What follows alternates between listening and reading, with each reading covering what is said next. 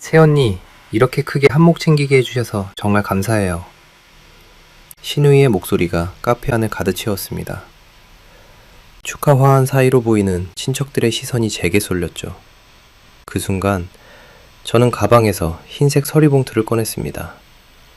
신우이의 얼굴이 굳어지며 웃음이 사라지는 모습이 보였어요. 새언니, 그게 뭐예요? 아가씨가 받아야 할 것들이에요. 봉투 안에서 나온 건 매달 180만 원씩 이체된 이체 내역과 시어머니가 요양원에 입소하지 않았다는 확인서였습니다. 그리고 가족 단톡방 캡처. 며느리 월급은 우리 집 꽁돈. 서류봉투에서 꺼낸 A4 용지에는 시어머니가 카톡으로 주고받은 내용들이 프린트되어 있었습니다. 종이 위로 카페 조명이 비쳤죠. 이게 대체... 시어머니의 목소리가 떨렸습니다. 프랜차이즈 본사 관계자의 표정이 차갑게 식어가는 게 보였습니다. 그들은 몰랐겠죠. 착하기만 했던 며느리가 1년 동안 무엇을 어디까지 준비했는지. 여러분의 구독, 좋아요는 더 많은 사연을 만드는 힘이 됩니다. 시퀀스 1 6천만 7천자. 안녕하세요. 저는 정하윤이라고 합니다. 홈쇼핑 회사에서 식품 MD로 일한 지 12년째 되는 평범한 직장인이에요. 결혼은 4년 전에 했고요. 오늘 들려드릴 이야기는 제가 그 4년 동안 겪었던 일입니다. 지금은 모든 게 정리됐지만 그때를 떠올리면 아직도 가슴이 먹먹해지더라고요. 2024년 봄이었습니다. 결혼한 지 3년쯤 됐을 때였어요. 어느 날 남편 재석 씨가 조심스럽게 말을 꺼냈습니다. 어머님 허리가 많이 안 좋아지셨다고요. 협착증이 심해져서 일상생활이 힘들다고 했습니다. 병원에서는 장기 요양 시설을 권했다면서 재석 씨의 목소리에 힘이 없었어요. 저는 그 표정만 봐도 마음이 아팠습니다. 요양원비가 만만치 않더라고. 재석 씨가 한숨을 쉬었습니다. 저는 그때 망설이지 않았어요. 시어머니께서 편히 계실 수 있다면 당연히 도와드려야 한다고 생각했거든요. 제 월급이 꽤 안정적인 편이었고 재석 씨는 보험 설계사라 수입이 들쑥날쑥했으니까요. 얼마나 필요한데요? 한 달에 180만 원 정도. 적지 않은 금액이었습니다. 하지만 저는 그 자리에서 자동이체를 약속했어요. 재석 씨가 제 손을 꽉 잡았습니다. 여보, 고마워. 정말 당신 덕분에 우리 엄마가 사람답게 사실 수 있을 것 같아. 그렇게 시작된 송금이 1년 가까이 이어졌습니다. 매달 25일 월급이 들어오면 27일이면 어김없이 180만 원이 시댁 계좌로 빠져나갔어요. 저는 그게 당연한 일이라고 생각했습니다. 가족이니까요. 어머님이 편안히 계시는 게 중요하다고 믿었어요. 그런데 이상한 점이 하나 있었습니다. 재석 씨는 감사하다는 말은 자주 했지만 정작 요양원 영수증이나 계약서를 보여준 적이 한 번도 없었어요. 물어보면 다음에 가져올게 하거나 엄마가 관리하신다며 얼버무렸죠. 저는 의심하지 않았습니다. 그저 바쁘거나 잊어버린 거라고 생각했어요. 2025년 2월 어느 주말이었습니다. 재석 씨 휴대폰으로 카톡 알림이 계속 울렸어요. 그때 재석 씨는 샤워 중이었고 저는 거실에서 책을 읽고 있었습니다. 노트북이 켜져 있었는데 카카오톡 PC 버전의 메시지가 떴더라고요. 가족 단톡방이었습니다. 시어머니, 재석 씨, 신우이가 있는 방이었어요. 저는 원래 그런 거 보는 성격이 아닌데 그날따라 왜 그랬는지 화면에 뜬 문장이 눈에 들어왔습니다. 며느리 월급은 우리 집 공돈이지 뭐 크크. 심장이 철렁했습니다. 다음 메시지가 이어졌어요. 요양원비 명목으로 받으면 하윤이가 뭐라 안 하잖아. 착하긴 착해 크. 신우이가 보낸 메시지였습니다. 그 아래로 재석 씨가 보낸 이모티콘이 보였어요. 웃는 얼굴 모양이었죠. 말리는 게 아니라 동조하고 있었습니다. 시어머니의 메시지도 있었습니다. 우리 며느리 월급이 우리 아들 기살림 값이야. 딸 카페 여는데도 보탬됐고 손이 떨렸습니다. 숨이 막히는 것 같았어요. 화면을 더 위로 올렸습니다. 지난 대화 내용들이 쭉 보였어요. 이번 달 180 들어왔다. 엄마 통원 치료비 30 빼고 나머지는 생활비랑 상미 인테리어 계약금으로. 오빠 대출 받은 거랑 합치면 카페 보증금 딱 맞겠다. 하윤이 명의로 받은 거 맞지? 응, 어차피 부부니까 나중에 갚으면 되지 뭐. 저는 그 자리에서 스크린샷을 찍었습니다. 손이 너무 떨려서 두어 번 실패했어요. 하지만 정신을 차리고 차근차근 캡처했습니다. 날짜가 보이도록, 대화 흐름이 다 보이도록 샤워실 문이 열리는 소리가 들렸습니다. 저는 서둘러 노트북을 닫고 책을 펼쳤어요. 재석 씨가 수건으로 머리를 닦으며 나왔습니다. 뭐 해? 응, 책 보고 있어. 목소리가 떨렸지만 재석 씨는 눈치채지 못했습니다. 아니, 눈치챌 생각 자체가 없었겠죠. 자기 노트북에 가족 단톡이 켜져 있는지도 모르고 있었으니까요. 그날 밤 저는 잠을 이루지 못했습니다. 옆에서 코 고는 재석 씨를 보면서 생각했어요. 이 사람이 정말 제 남편이 맞나? 1년 동안 저를 속이면서도 고마워한다고 손을 잡았던 그 사람이 다음 날부터 저는 조용히 움직이기 시작했습니다. 감정적으로 따지면 안 됐어요. 지금까지 보낸 돈이 얼마인지, 실제로 요양원에 얼마가 쓰였는지, 나머지는 어디로 갔는지 증거가 필요했습니다. 회사 점심시간에 은행 앱을 켰습니다. 지난 1년간 이체 내역을 쭉 확인했어요. 180만 원씩 정확히 11번. 총 1980만 원이 나갔더라고요. 거의 2천만 원을 믿음으로 보낸 겁니다. 그 돈이 정말 요양원비로 쓰였을까요? 아니면 단톡방에서 본 것처럼 생활비와 카페 자금으로 흘러갔을까요? 확인해야 했습니다. 저는 그날 저녁 재석 씨에게 물었습니다. 최대한 자연스럽게, 여보, 어머님 요양원 이름이 뭐였지? 나중에 직접 찾아뵙고 싶은데. 재석 씨가 잠깐 머뭇거렸습니다. 아, 실버타운. 뭐였더라? 내가 다음에 확인해 줄게. 영수증 있으면 보여줄 수 있어. 연말정산 때 필요할 것 같아서. 그건 엄마가 보관하고 계셔. 나중에 받아올게. 나중에, 다음에, 언제나 그랬습니다. 구체적인 건 아무것도 없었어요. 저는 더 이상 기다리지 않기로 했습니다. 며칠 뒤 신우이에게서 연락이 왔습니다. 새언니, 다음 달에 카페 오픈하거든요. 축하해주러 꼭 오세요. 문자 끝에 계좌번호가 적혀 있었습니다. 노골적이지는 않았지만 축의금을 원한다는 뜻이 분명했어요. 저는 답장을 보내지 않았습니다. 대신 달력에 오픈 날짜를 표시해뒀죠. 그날 밤 재석 씨가 말했습니다. 상미 카페 오픈할 때 축의금 좀 넉넉하게 주자. 우리 여동생인데 얼마 생각하는데? 100만 원 정도? 저는 아무 말도 하지 않았습니다. 재석 씨는 제 침묵을 동의로 받아들였어요. 그러면서 덧붙였죠. 당신 덕분에 우리 엄마도 편하시고 상미도 꿈 이루고 우리 집안이 다 당신 덕분이야. 그 말을 들으면서 생각했습니다. 덕분이라는 말이 이렇게 가벼울 수 있구나. 제 월급으로 시댁 생활비를 대고 제 명의로 대출을 받아 카페 자금을 만들고 그러면서도 뒤에서는 저를 공돈이라고 부르는 사람들. 저는 그날부터 더욱 철저하게 준비했습니다. 단톡방 캡처는 클라우드에 백업했어요. 은행 이체 내역도 PDF로 저장했습니다. 그리고 가장 중요한 것, 요양원 확인. 다음 날 점심시간, 저는 재석 씨 휴대폰 메모장에 저장된 요양원 이름을 찾았습니다. 평화실버타운이라고 적혀 있더라고요. 저는 바로 그 번호로 전화를 걸었습니다. 상담실로 연결됐습니다. 저는 최대한 정중하게 물었어요. 강옥희 어르신 입소 관련해서 확인하고 싶은데요. 잠시 후 직원분이 답했습니다. 강옥희님, 장기 입소 기록은 없으시네요. 작년에 상담 2차례 오셨고 단기 프로그램 문의하셨는데 계약은 안 하셨어요. 심장이 쿵 내려앉았습니다. 혹시 통원치료, 비용 같은 건요? 저희는 입소시설이라 통원은 별도예요. 계약하신 분만 이용 가능하고요. 감사합니다. 전화를 끊었습니다. 손이 차갑게 식어가는 게 느껴졌어요.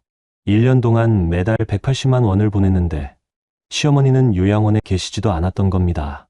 상담만 받고 계약은 하지 않으셨다고요. 그럼 그 돈은 어디로 간 걸까요? 답은 이미 알고 있었습니다. 단톡방에 다 나와 있었으니까요. 생활비, 카페 자금, 재석 씨 체면 유지비. 저는 그 자리에서 은행 앱을 켰습니다. 자동이체를 해지했어요. 그리고 시어머니께 문자를 보냈습니다. 어머님, 앞으로 요양원비는 영수증과 계약서 확인 후 직접 납부하겠습니다. 오늘부로 자동이체는 해지했습니다. 문자를 보내고 나니 손이 떨렸습니다. 하지만 후회는 없었어요. 이제 더 이상 속지 않겠다는 다짐이었으니까요. 5분도 안 돼서 시어머니한테 전화가 왔습니다. 저는 숨을 고르고 받았습니다. 여보세요, 어머님. 하윤아, 너 지금 뭐 하는 거야? 목소리에 분노가 가득했습니다. 저는 침착하게 답했어요. 어머님 요양원 계약서를 한 번도 못 봤잖아요. 그래서 확인하고 직접 드리려고요. 계약서가 뭐가 중요해? 지금까지 잘 보냈으면서 갑자기 왜 이래? 돈이 정말 요양원에 쓰이는지 확인하고 싶어서요. 감히 시어머니를 의심해? 의심이 아니라 확인입니다, 어머님. 전화가 끊겼습니다. 저는 휴대폰을 내려놓고 한참을 멍하니 앉아 있었어요. 회사 책상에서 점심시간 중간에 세상이 무너지는 기분을 느꼈습니다. 그날 저녁 집에 돌아오니 재석 씨가 얼굴이 굳어 있었습니다. 당신, 엄마한테 무슨 짓을 한 거야? 저는 가방을 내려놓고 재석 씨를 봤습니다. 자동이체를 끊었어요. 요양원 계약서 확인하고 직접 드리겠다고 했고요. 미쳤어. 우리 엄마 아픈 거 알잖아. 요양원에 안 계시더라고요. 제가 확인했어요. 재석 씨의 얼굴이 하얗게 질렸습니다. 그리고 곧 붉어졌어요. 그건 일시적으로 집에서 계신 거고, 상담만 받고 계약은 안 하셨대요. 작년부터 지금까지. 말문이 막힌 재석 씨를 보면서 저는 알았습니다. 이 사람도 알고 있었구나. 처음부터 다 알고 저를 속였구나. 그날 밤 우리 부부는 한마디도 나누지 않았습니다. 재석 씨는 거실 소파에서 잤고 저는 방에서 혼자 누워 천장을 바라봤어요. 1년 동안 쌓아올린 믿음이 무너지는 소리가 들리는 것 같았습니다. 시퀀스의 6천만 7천자. 다음 날 아침 저는 평소처럼 출근했습니다. 재석 씨와는 눈도 마주치지 않았어요. 그 사람도 아무 말 없이 먼저 나갔죠. 집 안공기가 차갑게 식어 있었습니다. 회사에 도착해서 업무를 시작하려는데 휴대폰이 울렸어요. 시어머니였습니다. 저는 잠시 망설이다가 받았습니다. 여보세요, 어머님. 하윤아, 어제는 내가 너무 흥분했구나. 미안해. 갑자기 부드러워진 목소리에 저는 당황했습니다. 어제 그 분노는 어디 가고 이렇게 온화할 수가 있나 싶었어요. 괜찮습니다, 어머님. 그런데 말이다. 요양원 계약서가 뭐가 그리 중요하니? 우리 가족인데. 엄마 아픈 거 알면서 그런 걸 따지면 어떡해. 가족. 그 단어가 이제는 무겁게 느껴졌습니다. 저는 조심스럽게 말했어요. 그래도 확인은 필요할 것 같아서요. 금액도 적지 않고. 에휴, 우리 며느리 참. 알았어. 그럼 내가 계약서 챙겨줄게. 근데 이번 달 돈은 언제 보내주려고? 순간 어이가 없었습니다. 계약서도 없이 또 돈을 달라고요? 저는 단호하게 답했습니다. 계약서 확인한 다음에 보내드리겠습니다. 실제로 요양원비로 쓰이는지 확인하고 싶어요. 그게 그렇게 이상한 건가요? 전화기 너머로 한숨 소리가 들렸습니다. 그리고 목소리 톤이 확 바뀌었어요. 하윤아, 너 지금 돈으로 효도하던 며느리가 갑자기 계산기를 두드리는 거냐? 1년 동안 고맙다고 생각했는데 알고 보니 돈 아까워서 그랬던 거야? 가슴이 무너지는 것 같았습니다. 제가 잘못한 게 뭔가요? 내 돈이 어디에 쓰이는지 확인하겠다는데 그게 왜 계산기를 두드리는 게 되는 건가요? 어머님, 저는 그냥 됐어. 네가 그렇게 나온다면 나도 생각이 있다. 두고 봐. 또 전화가 끊겼습니다. 저는 휴대폰을 책상에 내려놓고 한참을 멍하니 앉아 있었어요. 동료가 지나가면서 물었습니다. 하윤 씨, 괜찮아요? 얼굴이 안 좋은데. 네, 괜찮아요. 괜찮지 않았습니다. 하나도 괜찮지 않았어요. 하지만 회사에서 무너질 수는 없었죠. 저는 정신을 가다듬고 모니터를 켰습니다. 점심시간이 되자 다시 전화가 왔습니다. 이번에는 신우이였어요. 새언니, 저예요. 네, 아가씨. 어머니한테 들었어요. 요양원비 끊었다고요? 네. 계약서 확인하고 다시 보내드리려고요. 새언니, 그게...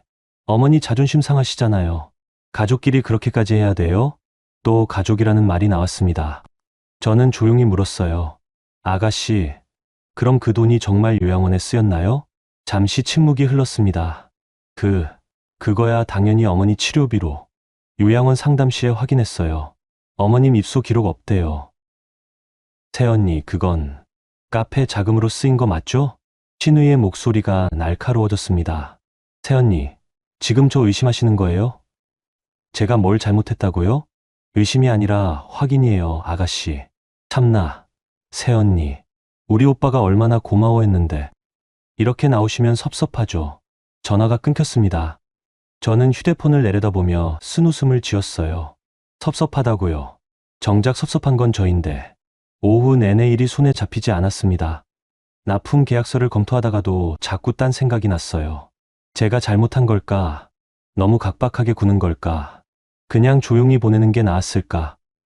하지만 그때마다 단톡방 캡처가 떠올랐습니다. 며느리 월급은 우리 집 공돈. 그 문장이 저를 다시 정신차리게 했어요. 퇴근 시간이 가까워질 무렵 휴대폰에 낯선 번호로 문자가 왔습니다. 정하윤 씨, 카드 승인 내역 확인하세요. 마이너스 0카드. 저는 카드사 앱을 켰습니다. 제가 쓴 적 없는 30만 원짜리 승인 내역이 떠 있었어요. 가맹점명을 보니 인테리어 자재상이었습니다. 심장이 쿵 떨어졌어요. 제 카드를 누가 쓴 걸까요? 저는 서둘러 카드사에 전화를 걸었습니다. 고객님, 해당 건은 온라인 결제로 처리됐습니다. 카드 번호와 유효기간, CVV 번호가 모두 일치했고요.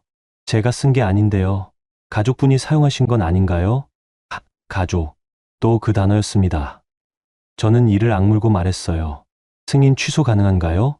가맹점에 문의하셔야 할 것 같습니다. 집에 돌아오니 재석 씨가 소파에 앉아 TV를 보고 있었습니다. 저는 가방을 내려놓고 물었어요. 여보, 제 카드 쓴 거 있어요? 재석 씨가 고개를 돌렸습니다. 아, 그거 상미 카페 인테리어 자재 사는데 급하게 필요해서. 제 카드를 왜 마음대로 써요? 부부 사이에 그게 뭐가 중요해. 어차피 나중에 갚을 건데. 저한테 허락도 안 받고요. 재석 씨가 짜증스럽게 리모컨을 내려놓았습니다. 당신 요즘 왜 이래? 엄마 요양원비도 끊고 이제 카드 쓴 것까지 따지고. 우리 가족한테 왜 이렇게 각박하게 구는 거야? 가족이면 허락 없이 남의 카드 써도 돼요? 남이라니, 우리 부부잖아. 부부라고 해서 다 되는 건 아니에요. 재석 씨가 벌떡 일어났습니다. 지금 나한테 따지는 거야? 1년 동안 당신 덕분에 우리 엄마 편하셨다고 얼마나 고마워했는데. 그 고마움이 진심이었어요?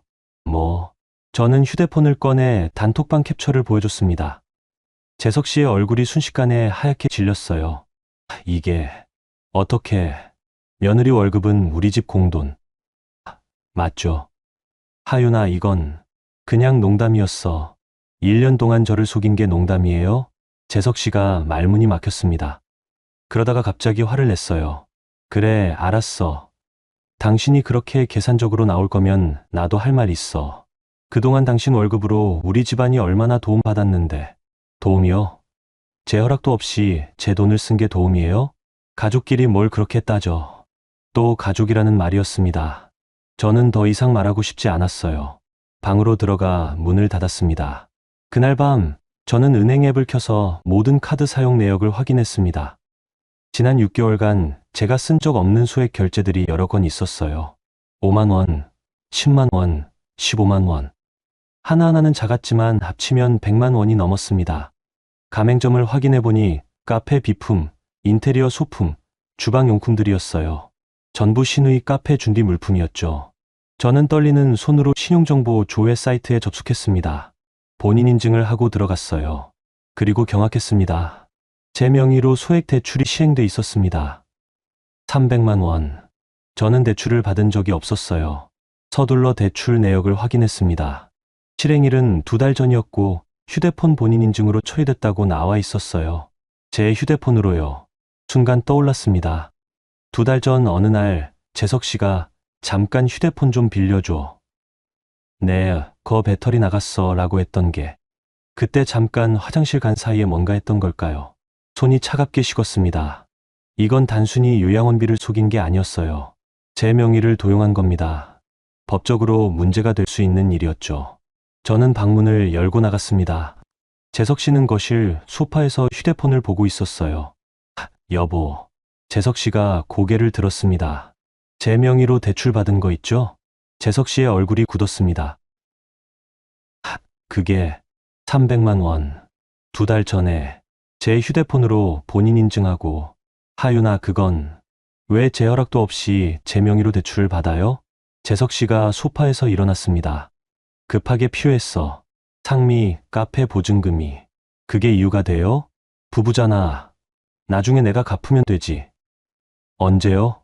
어떻게요? 재석 씨가 말문이 막혔습니다. 저는 차갑게 말했어요. 내일 당장 갚으세요. 아니면 명의도용으로 신고할 거예요. 미쳤어? 나 당신 남편인데. 남편이라고 해서 범죄가 정당화되진 않아요.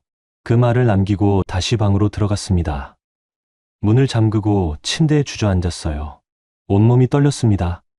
1년 동안 저를 속이고 제 카드를 몰래 쓰고 급기야 제 명의로 대출까지 받은 사람. 그 사람이 제 남편이라는 게 믿기지 않았습니다.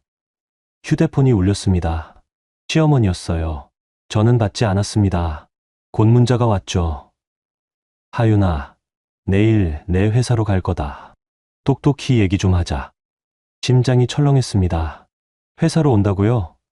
저는 서둘러 상사에게 문자를 보냈어요. 팀장님, 내일 개인 사정으로 민원이 있을 수 있습니다. 죄송합니다. 하지만 이미 늦었습니다. 다음날 제가 겪게 될 일을 저는 아직 몰랐거든요. 그날 밤 저는 거의 잠을 자지 못했습니다. 천장을 바라보며 생각했어요. 이게 정말 제 인생인가? 착하게 살려고 노력했는데 왜 이런 일을 겪어야 하는 걸까? 하지만 한편으로는 결심했습니다. 더 이상 당하지 않겠다고. 이제는 싸우겠다고. 감정이 아니라 증거로. 새벽 5시쯤 됐을 때 저는 일어나서 컴퓨터를 켰습니다. 그리고 지난 1년간의 모든 증거를 정리하기 시작했어요. 계좌 이체 내역, 단톡방 캡처, 카드 사용 내역, 대출 실행 기록. 하나하나 폴더에 담고 날짜별로 정리했습니다. 아직 어떻게 할지 구체적인 계획은 없었습니다. 하지만 이 증거들이 언젠가 제 무기가 될 거라는 걸 알았어요. 동이 트기 시작했습니다. 저는 파일을 클라우드에 백업하고 USB에도 따로 저장했어요. 그리고 샤워를 하고 옷을 입었습니다. 거울을 보니 눈 밑이 시커멓게 그늘져 있었습니다.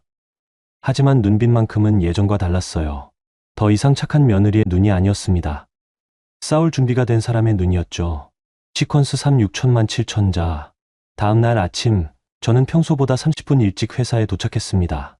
팀장님께 미리 말씀드리려고요. 개인 사정으로 방문객이 있을 수 있다고.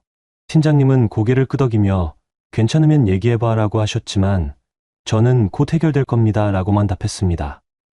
오전 10시쯤이었을 겁니다. 저는 거래처와 화상 미팅 중이었어요. 그때 사무실 입구 쪽이 소란스러워졌습니다. 고개를 돌리니 시어머니와 시누이가 로비에 서 계셨어요. 심장이 철렁 내려앉았습니다. 정말 오셨구나. 저는 황급히 미팅을 마무리하고 자리에서 일어났습니다. 동료들의 시선이 느껴졌어요. 로비 쪽으로 걸어가는데 다리에 힘이 없었습니다.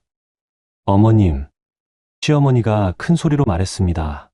하윤아, 네가 우리 집안을 이렇게 만들 거야? 주변 사람들이 일제히 이쪽을 봤습니다. 저는 얼굴이 화끈거렸어요. 어머님, 여기서는 곤란합니다. 밖에서 얘기해요. 곤란하긴 뭐가 곤란해. 아픈 시어머니 돈줄 끊어놓고 며느리 행세할 거야? 목소리가 로비 전체에 울려 퍼졌습니다. 경비 아저씨가 다가오셨어요. 손님, 여기서는 손님이 아니라 며느리 어머니예요.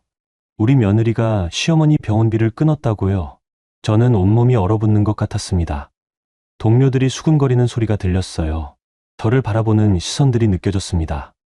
시누이가 제 팔을 잡았습니다. 새언니, 어머니 진정시켜요. 이러시면 안 되잖아요. 겉으로는 말리는 척하지만 목소리에 연기 같은 게 묻어났어요. 오히려 더 많은 사람이 주목하게 만드는 톤이었죠. 저는 시어머니와 시누이를 회의실로 모셨습니다. 문을 닫자마자 시어머니가 다시 목소리를 높이셨어요. 네가 감히 나를 의심해. 1년 동안 돈 받아놓고 이제 와서 계약서를 달라고? 어머님, 요양원에 계시지 않잖아요. 내가 언제 요양원에 들어갔다고 했어. 통원치료도 치료지. 그럼 통원치료비 영수증 보여주세요. 시어머니의 얼굴이 붉어졌습니다. 영수증까지 보여줘야 해. 시어머니를 그렇게 못 믿겠어? 180만 원씩 1년 동안 보냈는데 확인하는 게 이상한가요? 시누이가 끼어들었습니다. 새언니, 어머니 자존심도 있으시잖아요. 왜 이렇게까지 하세요? 아가씨 카페 자금으로 쓴 거 맞죠? 시누이의 표정이 굳었습니다. 뭐라고요? 제 명의로 받은 대출도 카페 보증금에 보탠 거 맞죠? 시어머니가 테이블을 쾅 쳤습니다. 너 지금 우리를 도둑 취급하는 거야? 사실을 확인하는 겁니다. 사실. 네가 아는 게 뭔데? 단톡방 다 봤어요. 며느리 월급은 우리 집 공돈이라고 하신 거. 순간 정적이 흘렀습니다. 시어머니와 시누이의 얼굴이 하얗게 질렸어요. 그건 카페 인테리어 계약금 해결했다는 것도 봤고요. 제 카드로 비품 산 것도 다 알아요. 시누이가 말했습니다. 새언니, 그건 오빠가 괜찮다고 해서. 제 허락은 받지 않았잖아요. 시어머니가 벌떡 일어났습니다. 네가 그렇게 나온다면 나도 할 말 있어. 재석이한테 얼마나 신세 졌는데. 결혼하면서 네가 뭘 가져왔어. 우리 아들 월급으로 살면서. 가슴이 무너지는 것 같았습니다. 제 월급이 남편 월급보다 많은데요. 그게 중요해? 네가 우리 집안에 시집 온 거잖아. 시집 왔다고 제 돈을 마음대로 써도 된다는 건가요? 가족끼리 내거가 어딨어. 며느리 월급은 당연히 시댁 도와야지. 저는 더 이상 참을 수 없었습니다. 가족이면 거짓말해도 돼요? 명예도용해도 돼요? 명예도용이라니. 부부 사이에 그게 무슨 범죄야. 법적으론 범죄예요, 어머님. 시어머니가 회의실 문을 벌컥 열었습니다. 밖에 있던 동료들이 깜짝 놀라 이쪽을 봤어요. 다들 들으세요. 이 며느리가 아픈 시어머니 병원비를 끊었어요. 이런 불효가 어딨어요. 저는 얼굴이 화끈거렸습니다. 로비에 있던 사람들이 전부 이쪽을 보고 있었어요. 팀장님도 자리에서 일어나셨습니다. 어머님, 제발은 무슨, 네가 우리한테 한 게 뭔데. 시누이가 시어머니 팔을 잡았습니다. 어머니, 이만 가요. 새언니 회사에서 이러시면 난 안 가. 이 불효녀가 정신 차릴 때까지 여기 있을 거야. 그때 누군가 다가왔습니다. 재석 씨였어요. 언제 온 건지 로비에 서 있었습니다. 엄마, 이러시면 안 돼요. 저는 재석 씨를 봤습니다. 이 사람이 저를 감싸줄까요? 진실을 말해줄까요? 하지만 재석 씨가 한 말은 달랐습니다. 하윤아, 엄마한테 사과해. 우리 집안 망신시키지 말고. 심장이 멎는 것 같았습니다. 뭐라고요? 잘못했다고 해. 그럼 엄마도 용서하실 거야. 제가 뭘 잘못했는데요? 가족한테 이렇게 각박하게 군 거. 저는 믿을 수 없었습니다. 이 사람이 정말 제 남편이 맞나요? 저를 속인 사람은 재석 씨와 시댁인데 왜 제가 사과해야 하는 건가요? 주변 사람들이 수군거렸습니다. 저 며느리 시어머니한테 돈 안 준대. 요즘 젊은 사람들 참 불효도 유분수지. 귀가 따가웠습니다. 저는 아무 말도 할 수 없었어요. 진실을 말하면 믿어줄까요? 아니면 더 이상한 며느리로 보일까요? 팀장님이 다가오셨습니다. 하윤 씨, 일단 조퇴하고 집에서 정리하는 게 어때요? 네. 저는 고개를 숙이고 자리로 돌아갔습니다. 가방을 챙기는 동안 온몸이 떨렸어요. 동료들의 시선이 등에 꽂히는 게 느껴졌습니다.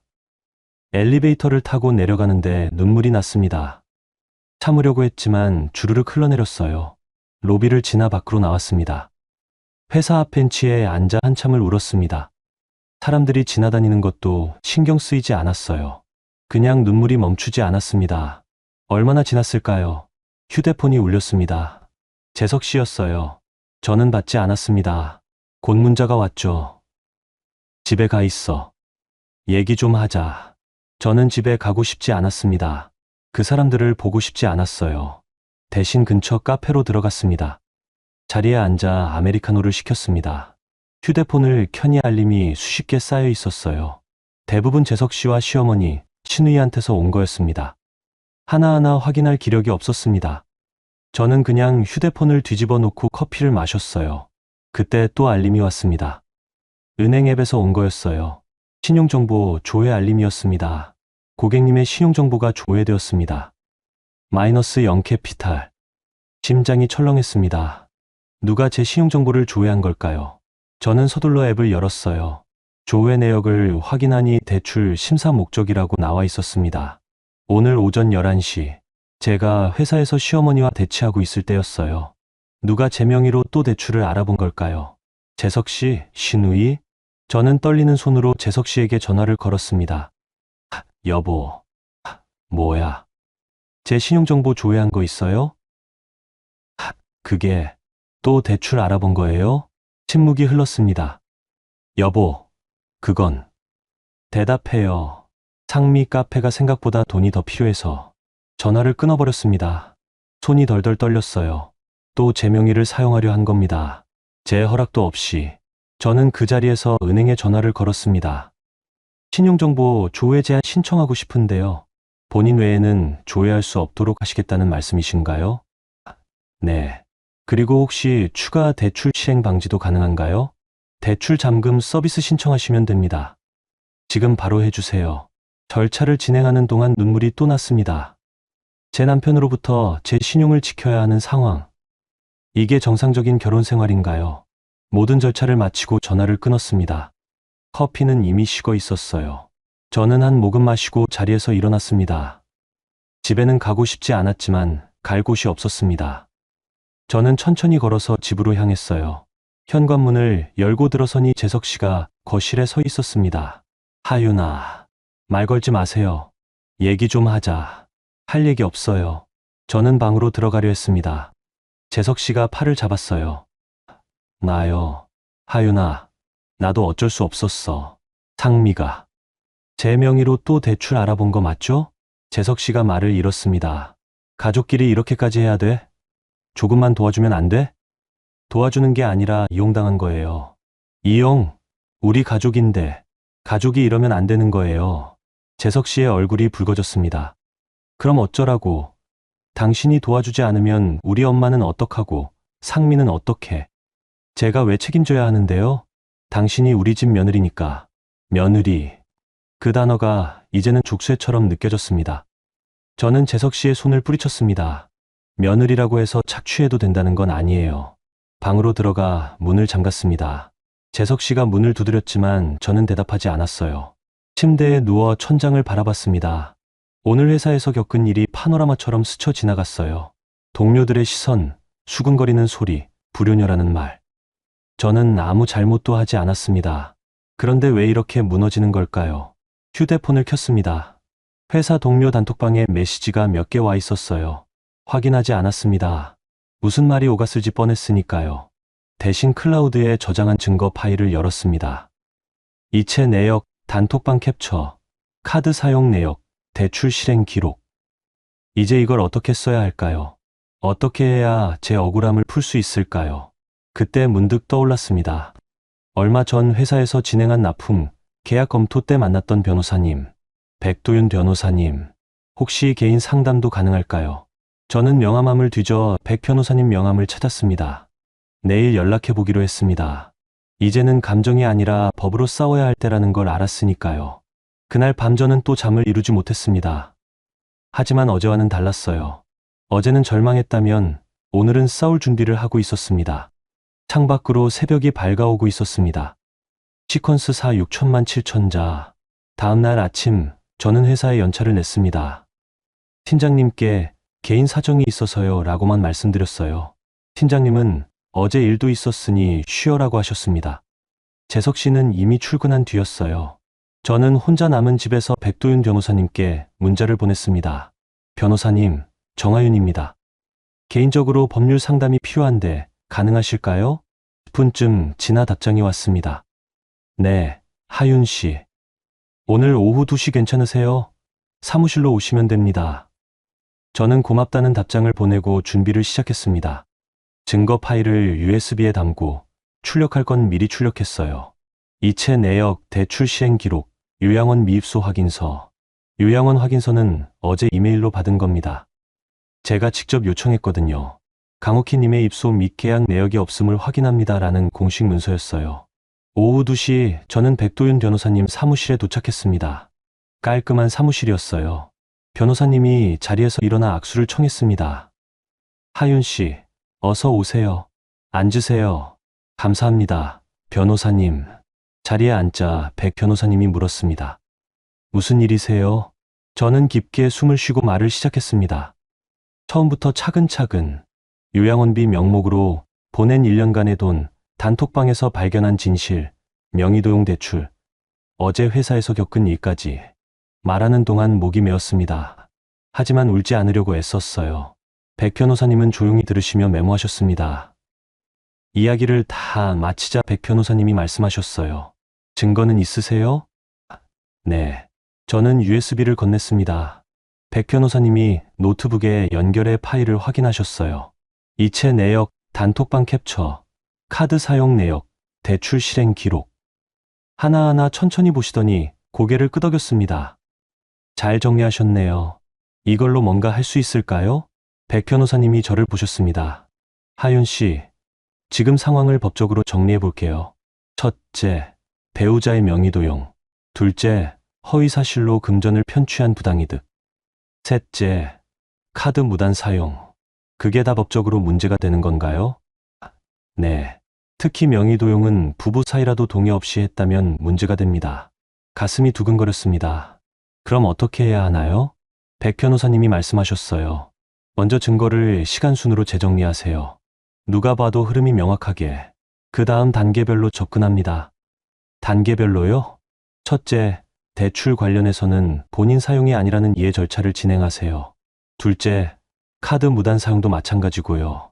셋째, 부당이득 반환 청구를 준비합니다. 부당이득이요? 요양원비 명목으로 받았지만 실제로는 다른 용도로 쓴 돈이잖아요. 반환 청구할 수 있습니다. 그게 시댁한테 받아낼 수 있을까요? 백 변호사님이 잠시 생각하시더니 말씀하셨습니다. 하윤 씨, 제가 한 가지 여쭤봐도 될까요? 네. 이 결혼 생활 계속하실 건가요? 순간 말문이 막혔습니다. 이혼. 그 단어를 생각해 본 적이 없었거든요. 저는 천천히 생각하세요. 다만 법적 대응을 하면 관계는 돌이킬 수 없게 될 가능성이 높습니다. 가족 내 금전 문제는 감정적으로 접근하면 안 됩니다. 서류와 증거로 싸워야 해요. 감정으로 하면 하윤 씨만 더 다칩니다. 백 변호사님의 말씀이 가슴에 와닿았습니다. 증거로 싸우라는 거죠? 네. 그게 하윤 씨를 지키는 길입니다. 저는 고개를 끄덕였습니다. 어떻게 시작하면 될까요? 백 변호사님이 메모지에 뭔가를 적으셨어요. 일단 요양원 확인서는 확보하셨죠? 좋습니다. 이제 카드사와 대출 기관에 본인 사용 아니라는 이해 신청하세요. 휴대폰 본인 인증 내역도 떼우시고요. 휴대폰 본인 인증이요? 대출 받을 때 하윤 씨 휴대폰으로 인증했다고 하셨잖아요. 그게 언제, 어디서 이뤄졌는지 확인할 수 있어요. 만약 하윤 씨가 있을 수 없는 장소나 시간이었다면 더 유리하죠. 그리고 단톡방 캡처는 공증받아 두세요. 나중에 증거로 쓸 때 필요합니다. 공증이요? 네. 공증사무소 가시면 됩니다. 디지털 증거는 조작 의혹 받을 수 있으니까요. 저는 메모를 하면서 듣고 있었습니다. 백 변호사님이 계속 말씀하셨어요. 그리고 하윤 씨, 혹시 시댁이나 배우자 측에서 회유하려 들 수도 있어요. 그때 흔들리면 안 됩니다. 가족인데 이럴 거 아니다. 법까지 갈 거 없다. 이런 말 들을 겁니다. 하지만 이미 그쪽에서 먼저 법을 어겼어요. 명의도용이 범죄라는 거 잊지 마세요. 네. 상담을 마치고 나오는데 다리에 힘이 들어갔습니다. 막막하기만 했던 상황이 조금씩 정리되는 느낌이었어요. 집으로 돌아오는 길에 은행에 들렀습니다.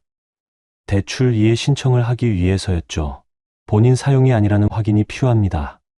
휴대폰 본인 인증 내역 떼어주실 수 있나요? 네, 잠시만요. 직원분이 서류를 출력해줬어요. 저는 그걸 보고 놀랐습니다. 대출 실행일 2월 15일 오후 3시 22분. 그날 저는 회사에서 납품 미팅 중이었어요. 제 휴대폰은 사무실 책상 위에 있었고요. 이 시간에 저 회사에 있었는데요. 출입 기록 같은 거 있으세요? 회사 출입증 로그 떼면 되나요? 네, 그거면 충분합니다. 저는 바로 회사 총무팀에 전화를 걸었습니다. 혹시 제 2월 15일 출입 기록 떼줄 수 있어요? 무슨 일이세요? 개인 사정이에요. 필요해서요. 알겠습니다. 이메일로 보내드릴게요. 1시간 뒤 출입 기록이 왔습니다. 2월 15일 오전 8시 47분 입실, 오후 6시 32분 퇴실. 오후 3시 22분에는 분명히 회사에 있었던 겁니다. 제 휴대폰은 제가 가지고 있었는데 어떻게 본인 인증이 된 걸까요? 재석 씨가 집에 있던 제 휴대폰을 몰래 사용한 걸까요? 아니면 다른 방법이 있었던 걸까요? 저는 통신사에 전화를 걸었습니다. 2월 15일 오후 3시 22분에 본인 인증 내역 확인 가능한가요? 네, 잠시만요. 해당 시각에 인증건이 있네요. 위치는 서초구로 나오는데요. 서초구요? 네, 기지국 위치 기준입니다. 서초구는 재석 씨 어머니 댁이 있는 곳이었습니다. 그때 제 휴대폰이 거기 있었다고요? 순간 떠올랐습니다. 2월 중순쯤 재석 씨가 휴대폰 배터리 나갔는데 급한 전화 받아야 해서라며 제 폰을 빌려간 적이 있었어요. 그때 제 휴대폰을 가지고 어머니 댁에 갔던 걸까요? 저는 모든 내역을 출력하고 파일로 정리했습니다. 이제 그림이 보였어요. 재석 씨는 제 휴대폰을 빌려 어머니 댁에 가서 거기서 제 명의로 대출을 실행한 겁니다. 집에 돌아오니 재석 씨가 거실에 앉아 있었습니다. 어디 갔다 와? 은행. 또 뭐 하러? 저는 대답하지 않고 방으로 들어가려 했습니다. 재석 씨가 막아섰어요. 하윤아, 우리 이러지 말자. 가족끼리. 가족이면 명예 도용해도 돼요? 재석 씨의 얼굴이 굳었습니다. 그건 급하게 필요해서 2월 15일 오후 3시 22분. 제 휴대폰 빌려서 어머니 댁에서 대출받은 거 맞죠? 재석 씨가 할 말을 잃었습니다. 어떻게? 출입 기록도 있고 기지국 위치도 나왔어요. 제가 회사에 있을 때 제 휴대폰으로 본인 인증한 거. 이게 명의도용 아니에요? 하윤아, 그건 내가 잠깐만 빌린 거고. 잠깐이요? 300만 원 대출받은 게 잠깐이에요? 재석 씨가 버럭 소리를 질렀습니다. 그래, 내가 했어. 우리 상미 카페 자금이 부족해서. 그게 뭐가 어때? 제 허락 없이 제 명의로 대출받은 게 문제예요. 부부잖아. 나중에 갚으면 되지. 언제요? 어떻게요? 재석 씨가 대답하지 못했습니다. 저는 차갑게 말했어요. 이번 주 안에 갚으세요. 안면 법적 조치 취하겠어요. 법적 조치? 너 지금 진짜. 명의도용은 범죄예요. 부부 사이라도요. 재석 씨의 얼굴이 붉어졌습니다. 네가 이럴 거야? 우리 가족한테. 가족이라고 범죄가 정당화되지 않아요. 저는 방으로 들어가 문을 잠갔습니다. 재석 씨가 문을 두드렸지만 무시했어요. 침대에 앉아 숨을 고르는데 휴대폰이 울렸습니다. 신우이였어요. 여보세요. 새언니, 저예요. 네, 아가씨. 오빠한테 들었어요. 법적 조치 운운한다고요? 새언니, 우리 가족인데 왜 이래요? 조금만 도와주면 안 돼요? 도와주는 게 아니라 이용당한 거예요. 이용? 가족끼리 돕는 게 이용이에요? 제 명의로 대출받은 건요? 신우이가 잠시 말을 잃었습니다. 그건 오빠가 급해서. 제 허락 받았나요? 가족끼리 그런 걸 일일이. 가족이라고 해서 범죄가 되지 않는 건 아니에요. 범죄라니, 새언니, 너무한 거 아니에요? 너무한 건 누구예요? 전화를 끊었습니다. 곧 시어머니한테 전화가 왔지만 받지 않았어요. 저는 컴퓨터를 켜고 모든 증거를 시간순으로 재정리하기 시작했습니다. 백도윤 변호사님 말씀대로 누가 봐도 흐름이 명확하게 2024년 3월 요양원비 명목으로 첫 송금 180만 원, 2024년 4월 2025년 1월 매달 180만 원씩 송금, 총 1,800만 원, 2024년 12월 상미 카페 준비 시작, 2025년 1월 제 카드로 인테리어 자재 무단 구매, 2025년 2월 15일 제 명의로 대출 300만 원 실행, 2025년 2월 28일 가족 단톡방 발견, 2025년 3월 1일 요양원 미입소 확인, 2025년 3월 2일 자동이체 해지, 2025년 3월 3일 회사 로비 소란, 2025년 3월 4일 법률 상담. 타임라인이 명확해졌습니다. 이제 이걸 가지고 뭘 해야 할까요? 백 변호사님이 말씀하신 게 떠올랐습니다. 부당이득 반환 청구를 준비하세요. 저는 요양원비 명목으로 보낸 총 금액을 계산했습니다. 1,980만 원. 거의 2천만 원이었어요. 이 중 실제 요양원이나 병원에 쓰인 돈은 얼마나 될까요? 시어머니가 토온 치료받은 게 사실이라면 많아야 월 30만 원 정도. 1년이면 360만 원. 나머지 1,620만 원은 어디로 간 걸까요? 생활비, 상미 카페 자금, 재석 씨 체면 유지비. 저는 부당이득 반환 청구서 초안을 작성하기 시작했습니다. 법률 용어는 잘 몰랐지만 백 변호사님이 나중에 검토해 주실 거라 믿었어요. 밤새 작업했습니다. 새벽 3시쯤 됐을 때 초안이 완성됐어요. 청구 금액 1,620만 원. 청구 사유 요양원비 명목으로 송금했으나 실제로는 다른 용도로 사용. 증거 이체 내역, 요양원 미입소 확인서, 단톡방 캡처. 그 밑에 카드 무단 사용분, 명의도용 대출분도 따로 정리했습니다. 파일을 저장하고 침대에 누웠습니다. 온몸이 피곤했지만 마음은 조금 가벼웠어요. 이제 싸울 준비가 됐다는 생각이 들었습니다. 감정이 아니라 서류로, 눈물이 아니라 증거로. 그날 밤 저는 처음으로 깊게 잠들었습니다. 시퀀스 5 6천만 7천자. 며칠 뒤 저는 다시 백도윤 변호사님 사무실을 찾았습니다. 손에는 재정리한 증거 파일과 초안으로 작성한 청구서가 들려 있었어요. 변호사님, 정리해왔습니다. 백 변호사님이 파일을 꼼꼼히 살펴보셨어요. 한참을 보시더니 고개를 끄덕이셨습니다. 잘하셨어요, 하윤 씨. 타임라인도 명확하고 증거도 탄탄합니다. 청구서 초안도 봐주실 수 있나요? 백 변호사님이 제가 작성한 문서를 읽으셨습니다. 가끔 메모를 하시더니 말씀하셨어요. 큰 틀은 맞는데 법률 용어를 좀 다듬어야 할 것 같네요. 제가 수정해 드릴게요. 감사합니다. 그런데 하윤 씨, 결심하셨어요? 이걸 진행하면 돌이킬 수 없습니다. 저는 잠시 생각했습니다. 정말 이렇게까지 해야 하나. 가족인데. 하지만 곧 단톡방에 그 문장이 떠올랐어요. 며느리 월급은 우리 집 공돈. 저는 고개를 끄덕였습니다. 네, 하겠습니다. 백 변호사님이 말씀하셨어요. 좋습니다. 그럼 단계별로 진행하죠. 먼저 내용 증명부터 보낼게요. 부당이득 반환 청구, 명의도용 대출 채무 부존재 확인, 카드 무단 사용분 반환. 이 세 가지를 한 번에. 내용 증명이요? 공식적인 통지예요. 나는 당신에게 이런 걸 요구한다는 걸 법적으로 알리는 거죠. 나중에 소송까지 가더라도 증거로 쓰입니다. 그럼 시댁에서 받게 되는 거죠? 네. 배우자분과 시어머니분께 각각 발송됩니다.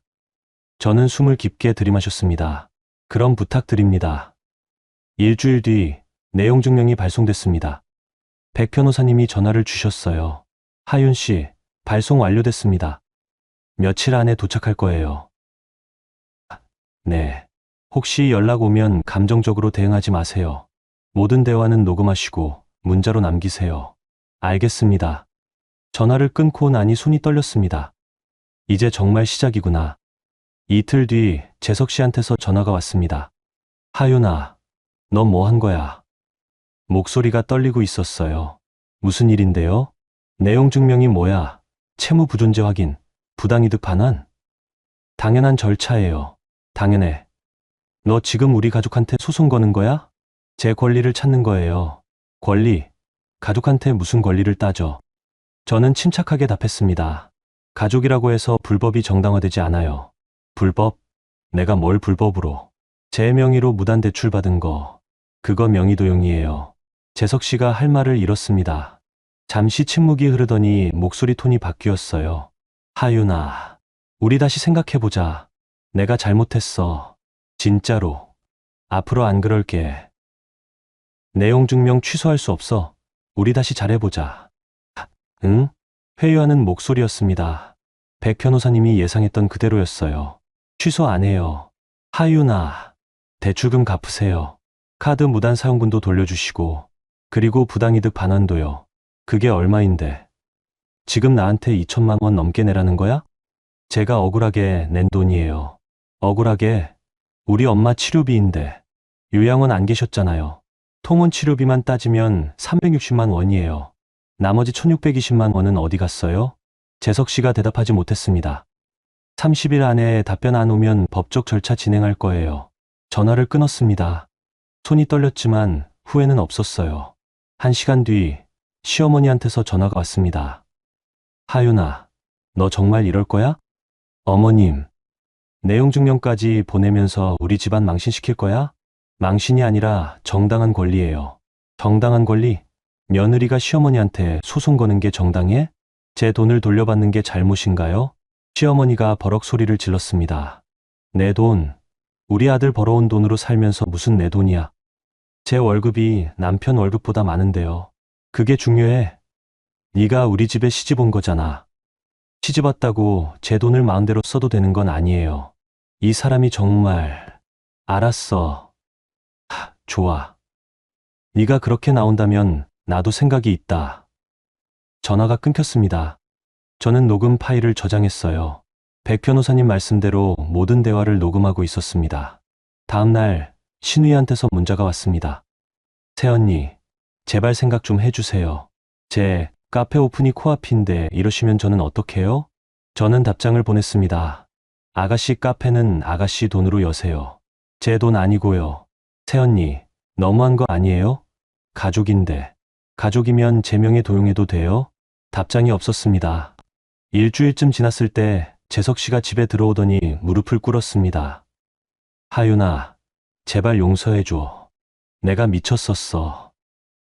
내용 증명 취소해줘. 제발. 내가 갚을게. 천천히 갚으면 안 돼? 언제요? 얼마씩이요? 그건. 일단 내용 증명만 취소해줘. 응? 저는 고개를 저었습니다. 30일 안에 답변하세요. 아니면 소송 들어갑니다. 재석 씨의 얼굴이 붉어졌습니다. 너 진짜 이럴 거야? 나 당신 남편인데. 남편이 이러면 안 되는 거예요. 뭐가 어때서 가족끼리 돕는 게 뭐가 잘못이야. 도운 게 아니라 이용한 거예요. 재석 씨가 벌떡 일어났습니다. 알았어. 좋아. 네가 원하는 게 이혼이지? 심장이 철렁했습니다. 이혼. 그 단어를 재석 씨 입에서 직접 듣게 될 줄은 몰랐어요. 제가 원한 건 제 돈을 돌려받는 거예요. 돈. 당신 머릿속엔 돈밖에 없어? 제 돈을 마음대로 쓴 건 누구예요? 재석 씨가 할 말을 잃었습니다. 그러더니 가방을 들고 나갔어요. 나 엄마 집에 가 있을 거야. 생각 정리될 때까지. 문이 쾅 닫혔습니다. 저는 그 자리에 한참 서 있었어요. 이혼. 정말 그렇게 될까요? 4년간의 결혼 생활이 이렇게 끝나는 걸까요? 하지만 한편으로는 시원했습니다. 더 이상 거짓말하는 사람과 같은 집에 살지 않아도 되니까요. 며칠 뒤 백도윤 변호사님한테서 연락이 왔습니다. 하윤 씨, 상대 측에서 답변서 왔어요. 어떤 내용인가요? 요약하면 부부 사이의 금전거래는 증여로 봐야 한다는 주장이에요. 그리고 요양원비는 실제로 어머님 치료에 쓰였다고 하고요. 증여요? 네. 자발적으로 준 거니까 돌려줄 필요 없다는 논리죠. 하지만 요양원비 명목이었잖아요. 거짓말로 받은 건데. 맞아요. 그래서 우리 쪽은 사기에 의한 부당이득이라고 주장할 겁니다. 사기요? 네. 요양원에 있다고 거짓말해서 돈을 받았으니까요. 명백한 사기죠. 그럼 이길 수 있나요? 백 변호사님이 잠시 생각하시더니 말씀하셨어요. 증거가 탄탄하니까 승산은 있어요. 다만 시간이 걸릴 겁니다. 그리고요? 이혼도 함께 진행하시는 게 좋을 것 같아요.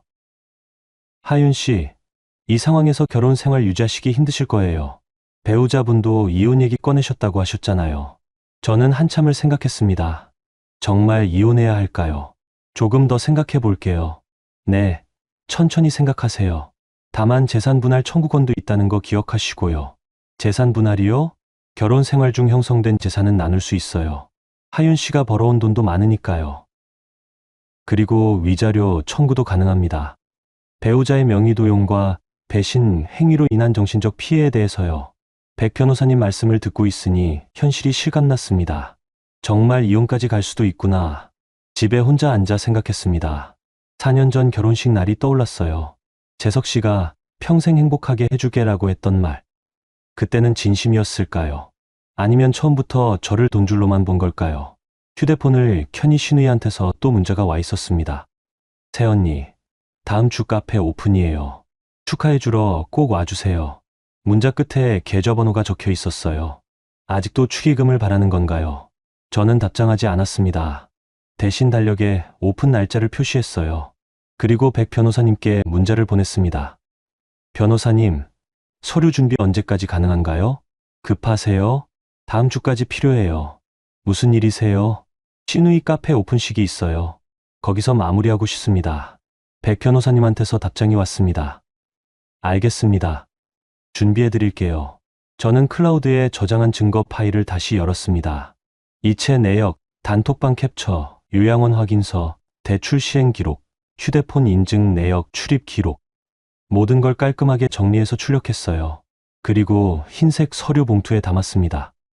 이 봉투를 카페 오픈식에 가져갈 겁니다. 친척들 앞에서, 프랜차이즈 본사 관계자들 앞에서, 그들이 저를 공돈이라고 불렀던 것처럼 저도 그들의 탐욕을 공개할 겁니다. 창밖을 보니 해가 지고 있었습니다. 이제 며칠 안 남았어요. 저는 서류 봉투를 가방에 넣고 침대에 누웠습니다. 내일부터는 회사에도 정상 출근해야 했어요. 어제 일 이후로 동료들 시선이 신경 쓰였지만 이제는 개의치 않기로 했습니다. 진실은 곧 밝혀질 테니까요. 그날 밤 저는 오랜만에 평온하게 잠들었습니다. 폭풍 전야의 고요 같았지만 두렵지 않았어요. 이제 판을 뒤집을 준비가 됐으니까요. 시퀀스 6 6천만 7천자. 카페 오픈식 이틀 전 저는 백도윤 변호사님 사무실을 다시 찾았습니다. 변호사님이 두툼한 서류 봉투를 건네셨어요. 하윤 씨, 준비 다 됐습니다. 봉투 안에는 여러 문서가 들어 있었습니다. 부당이득 반환 청구서, 채무부존재 확인서, 명의도용 관련 증거정리본, 단톡방 캡처 공증본. 이거면 충분한가요? 네. 여기 있는 게 전부 법적 효력 있는 문서들이에요. 특히 단톡방 공증본은 조작 의혹을 차단할 수 있고요. 감사합니다, 변호사님. 백 변호사님이 잠시 망설이시더니 물으셨어요. 하윤 씨, 정말 오픈식에서 공개하실 거예요? 네. 사적인 자리에서 공개하면 명예훼손 소지가 있을 수 있어요. 하지만 전부 사실이잖아요. 사실이어도 공개 방식에 따라 문제가 될 수 있습니다. 저는 잠시 생각했습니다. 그럼 어떻게 하는 게 좋을까요? 증거를 보여주되 감정적으로 공격하지 마세요. 팩트만 담담하게. 그리고 가능하면 상대방이 먼저 거짓말하게 만드세요. 상대방이요? 예를 들어 신우이분이 새언니 덕분에 여기까지 왔다고 하면 그때 실제로는 어떻게 도움받으셨죠? 라고 물어보는 식으로요. 상대가 거짓말을 하거나 얼버무리면 그때 증거를 꺼내는 겁니다. 그럼 하윤 씨가 먼저 공격한 게 아니라 진실을 밝힌 것처럼 보이죠. 저는 고개를 끄덕였습니다.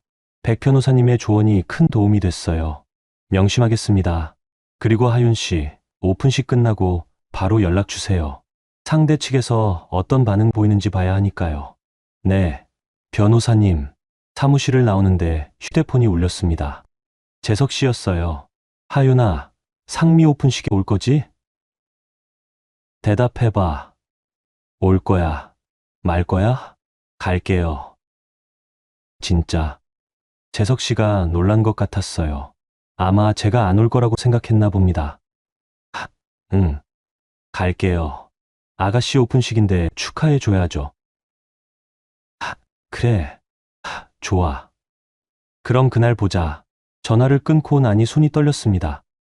이틀 뒤면 모든 게 끝나겠구나. 그날 저녁 저는 집에서 혼자 리허설을 했습니다.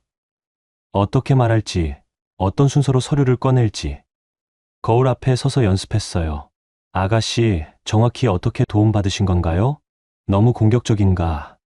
다시, 구체적으로 어떤 도움을 받으셨는지 여쭤봐도 될까요? 이것도 어색한데, 다시, 제가 어떤 도움을 드렸는지 말씀해 주실 수 있나요? 이게 나을 것 같았습니다. 공격적이지 않으면서도 명확하게 밤새 연습했습니다. 말투, 표정, 서류 꺼내는 타이밍까지. 다음날 아침 회사에 출근했습니다. 동료들의 시선이 여전히 신경 쓰였지만 무시했어요. 곧 진실이 밝혀질 테니까요. 점심시간에 신우이한테서 문자가 왔습니다. 새언니, 내일 꼭 와주세요. 어머니도 오시고 친척분들도 다 오세요. 새언니가 안 오시면 서운할 것 같아요. 저는 답장을 보냈습니다. 네, 갈게요. 준비한 것도 가져갈게요. 준비한 거요? 뭐예요? 내일 보면 아실 거예요. 신우이한테서 답장은 없었습니다. 퇴근하고 집에 돌아오니 재석 씨가 와 있었습니다. 며칠 만에 보는 얼굴이었어요. 하윤아. 왜요? 내일 제발 조용히 넘어가자. 응? 상미 인생 걸린 날이야. 제발 사고 치지 말고. 사고요. 진실을 밝히는 게 사고인가요? 조용히 있을게요. 아무것도 안 할게요. 재석 씨가 안도하는 표정을 지었습니다. 다행이다. 고마워. 대신. 응? 제가 질문하면 솔직하게 대답해 주세요.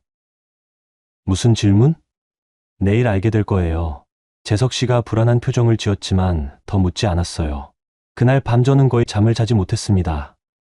내일이면 모든 게 끝난다는 생각에 긴장됐거든요. 새벽 5시쯤 일어나서 옷을 골랐습니다. 너무 화려하지도 너무 수수하지도 않은 옷. 깔끔한 네이비색 블라우스와 베이지색 슬랙스를 골랐어요.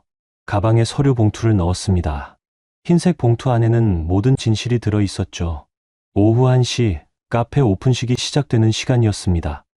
저는 30분 일찍 도착했어요. 프랜차이즈 카페였습니다. 카페 라떼 스토리라는 간판이 붙어 있었어요. 입구에는 화환이 가득했고 안에서는 사람들 목소리가 들렸습니다. 심호흡을 하고 안으로 들어갔습니다. 어머, 새언니. 신우이가 달려왔습니다. 환하게 웃고 있었어요. 와주셔서 감사해요. 어머니, 새언니 오셨어요. 시어머니가 친척들과 얘기하다가 저를 봤습니다. 표정이 굳더니 고개를 돌리셨어요. 재석 씨도 보였습니다. 어색하게 손을 들어 인사했죠. 카페 안에는 친척들과 프랜차이즈 본사 관계자로 보이는 사람들이 있었습니다. 20명 정도 됐어요. 새언니, 여기 앉으세요. 신우이가 앞쪽 자리로 안내했습니다. 저는 조용히 앉았어요. 가방을 무릎 위에 올려놓고 오픈식이 시작됐습니다. 프랜차이즈 본사 지점장이 축사를 했고 신우이가 감사 인사를 했어요.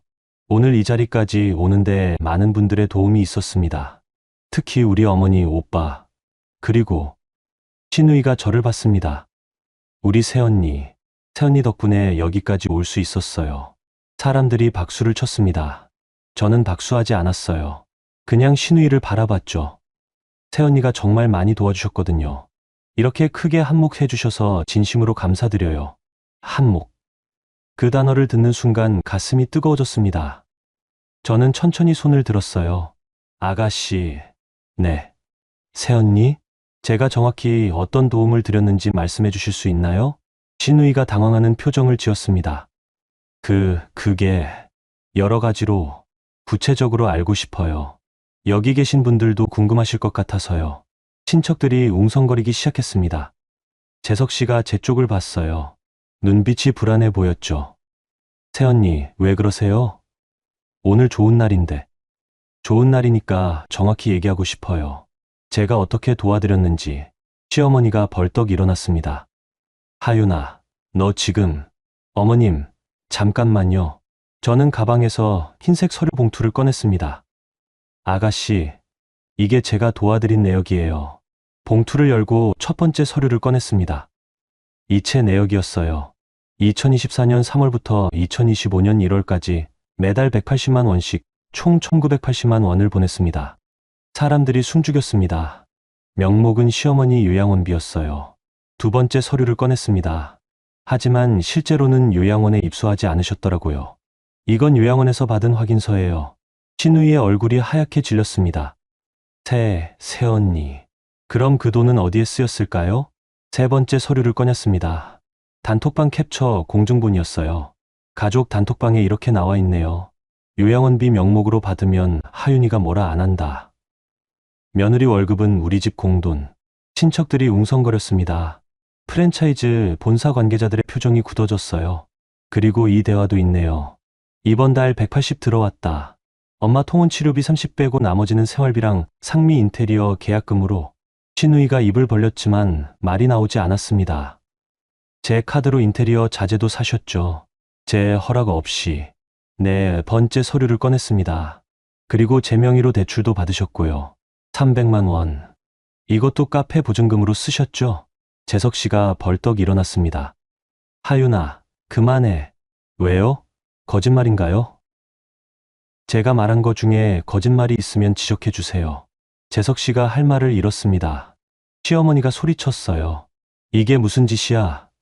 오늘이 무슨 날인데? 좋은 날이라고 하셨잖아요. 그래서 진실을 밝히고 싶었어요. 진실? 네가 아는 게 뭔데? 제가 보낸 돈이 어디에 쓰였는지 알아요. 그리고 제 명의로 대출받은 것도 알고요. 프랜차이즈 본사 지점장이 일어났습니다. 잠깐만요. 지금 상황이 어떻게 되는 겁니까?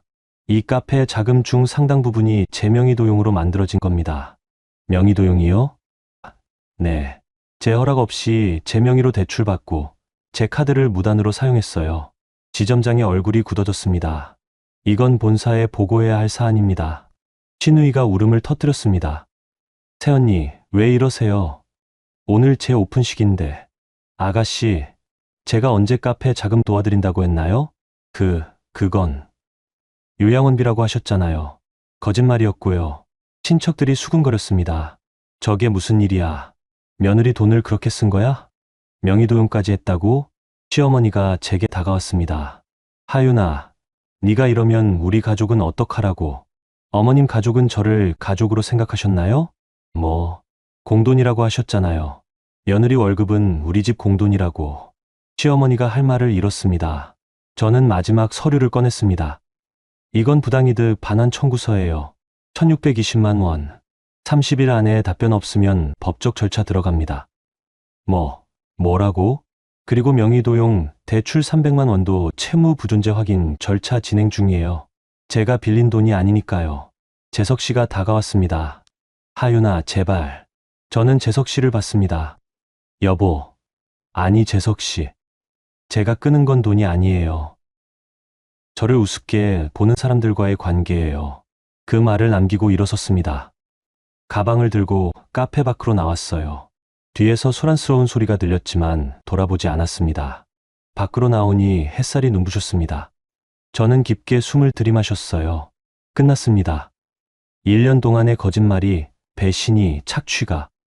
휴대폰을 꺼내 백도윤 변호사님께 문자를 보냈습니다. 변호사님, 끝났습니다. 걸어가는데 뒤에서 누군가 불렀습니다. 하윤 씨. 돌아보니 프랜차이즈 본사 지점장이었어요. 잠깐만요. 명함 하나 드릴게요. 네. 본사 법무팀 연락처예요. 혹시 필요하시면 연락 주세요. 저희도 가맹점 자금 출처는 확인해야 하거든요. 감사합니다. 명함을 받고 다시 걸었습니다. 한 블록쯤 갔을 때 휴대폰이 울렸어요. 재석 씨였습니다. 받지 않았어요. 문자가 왔습니다. 하윤아, 우리 끝난 거야? 저는 답장을 보냈습니다. 네, 끝났어요. 그리고 휴대폰을 가방에 넣었습니다. 이제 시작입니다. 제 인생을 되찾는 일이. 시퀀스 7 6천만 7천자. 카페에서 나온 뒤 저는 근처 공원 벤치에 앉았습니다. 다리에 힘이 풀렸거든요. 방금 제가 한 일이 실감났어요. 20명이 넘는 사람들 앞에서 시댁의 거짓말을 폭로한 겁니다. 손이 떨렸지만 후회는 없었습니다. 오히려 속이 시원했어요. 1년 동안 쌓였던 억울함이 조금은 풀린 것 같았습니다. 휴대폰에 알림이 계속 울렸어요. 재석 씨, 시어머니, 시누이 모두 무시했습니다. 대신 백도윤 변호사님께 전화를 걸었어요. 변호사님, 저예요. 하윤 씨, 어떻게 됐어요? 다 공개했습니다. 이체 내역, 단톡방 캡처, 요양원 확인서, 명의도용 증거 전부. 상대 측 반응은요? 시어머니랑 시누이는 할 말을 잃었고 프랜차이즈 본사 지점장은 본사 법무팀 연락처를 줬어요. 자금 출처 확인해야 한다고 백 변호사님이 잠시 침묵하시더니 말씀하셨습니다. 잘하셨어요. 이제 상대 측에서 어떻게 나올지 봐야겠네요. 어떻게 나올 것 같으세요? 두 가지 중 하나예요. 하나는 뒤늦게 사과하며 합의 시도, 다른 하나는 끝까지 버티면서 하윤 씨를 악인으로 몰기. 어느 쪽이든 흔들리지 마세요. 증거는 우리한테 있으니까요. 네, 변호사님. 전화를 끊고 한참을 앉아 있었습니다. 오후 햇살이 따뜻했어요. 봄바람이 불었습니다. 그때 모르는 번호로 전화가 왔습니다. 받을까 말까 망설이다가 받았어요. 여보세요? 정하윤 대리님이신가요? 저는 카페 라떼 스토리 프랜차이즈 본사 법무팀 김민준입니다. 아, 네. 안녕하세요. 오늘 오픈식에서 있었던 일, 지점장님께 보고받았습니다. 혹시 시간 되실 때 저희 본사에 한번 방문해 주실 수 있으실까요? 무슨 일로요? 가맹점 계약 시 자금 출처 확인이 필수인데 오늘 제시하신 내용이 사실이라면 계약 자체를 재검토해야 할 것 같습니다. 심장이 두근거렸습니다. 네, 언제든 가능합니다. 그럼 내일 오전 10시 어떠세요? 좋습니다. 통화를 마치고 나니 현실감이 들었습니다. 프랜차이즈 본사가 움직이고 있구나. 집에 가고 싶지 않았지만 갈 곳이 없었습니다. 저는 천천히 걸어서 아파트로 향했어요. 현관문을 열고 들어서니 텅 비어 있었습니다. 재석 씨는 아직 안 들어온 것 같았어요. 저는 방으로 들어가 가방을 내려놓고 침대에 누웠습니다. 천장을 바라보며 오늘 일을 되짚어 봤어요. 신우이의 굳어진 얼굴, 시어머니의 당황한 표정, 친척들의 수군거림, 재석 씨의 창백한 얼굴, 그 모든 게 선명했습니다. 1시간쯤 지났을 때 현관문이 열렸습니다. 재석 씨였어요. 저는 일어나지 않고 누워 있었습니다. 방문이 열렸습니다. 하윤아, 얘기 좀 하자. 저는 일어나 앉았습니다. 재석 씨는 문 앞에 서 있었어요. 무슨 얘기요? 오늘 너무했어. 제가요? 상미 인생 걸린 날이었잖아. 왜 그렇게까지 했어? 저는 믿을 수 없었습니다. 아직도 자기니가 피해자라고 생각하는 건가요? 제 인생은 안 중요해요? 그게 아니라 1년 동안 저를 속이고 제 명의로 대출받고 제 카드 마음대로 쓰고 그건 괜찮고 제가 진실 밝힌 건 너무한 거예요? 재석 씨가 할 말을 잃었습니다. 하윤아, 나 정말 미안해. 진심이야. 지금 사과하는 거예요? 응. 내가 잘못했어. 다 내 잘못이야. 저는 재석 씨를 봤습니다. 이 사람은 정말 뭘 잘못했는지 알고 있을까요? 뭘 잘못했는데요? 뭐, 구체적으로 뭘 잘못했는지 말해보세요. 재석 씨가 머뭇거렸습니다. 그게 당신한테 거짓말한 것? 그것만이요? 그리고 명예 도용한 것? 또요? 뭐가 더 있어? 저는 한숨을 쉬었습니다. 이 사람은 아직도 모르고 있구나. 재석 씨, 당신이 가장 잘못한 건 저를 사람이 아니라 돈으로 본 거예요. 그런 게 아니라 공돈이라고 했잖아요. 며느리 월급은 우리 집 공돈이라고. 재석 씨가 입을 다물었습니다. 그 말이 얼마나 상처가 됐는지 알아요? 1년 동안 제 월급으로 시댁 생활비 대고 아가씨 카페 자금 대고 그러면서도 뒤에서는 저를 공돈이라고 부른 거. 하윤아, 이제 사과한다고 용서될 것 같아요? 재석 씨가 무릎을 꿇었습니다. 제발 용서해줘. 내가 정말 잘못했어. 다시 시작하자. 저는 고개를 저었습니다. 못해요. 하윤아, 재석 씨, 우리 이혼해요. 재석 씨의 얼굴이 하얗게 질렸습니다. 뭐라고? 이혼하자고요. 더 이상 못 살겠어요. 하윤아, 진정해. 화났으니까 그러는 거지. 내가 진짜 잘할게. 엄마랑도 거리 둘게. 상미한테도 이제 안 도와줄게. 믿을 수 없어요. 제발. 내일 프랜차이즈 본사 법무팀 만나러 가요. 명의도용건 관련해서요. 그리고 변호사님이랑 이혼 조정 준비할 거예요. 재석 씨가 벌떡 일어났습니다. 너 정말 이럴 거야? 네. 알았어. 좋아. 네가 원하는 게 이혼이면 해줄게. 대신 조건 있어. 조건이요? 재산 분할 없이, 위자료도 없이 깔끔하게 갈라서자. 저는 쓴웃음을 지었습니다. 그건 안 될 것 같은데요. 결혼 생활 중 형성된 재산은 나눠야죠. 그리고 위자료도 청구할 거예요. 명의도용과 배신, 행위로 인한 정신적 피해에 대해서요. 재석 씨의 얼굴이 붉어졌습니다. 네가 뭘 형성했다고? 내 돈으로 산 집인데. 제 월급도 생활비로 들어갔어요.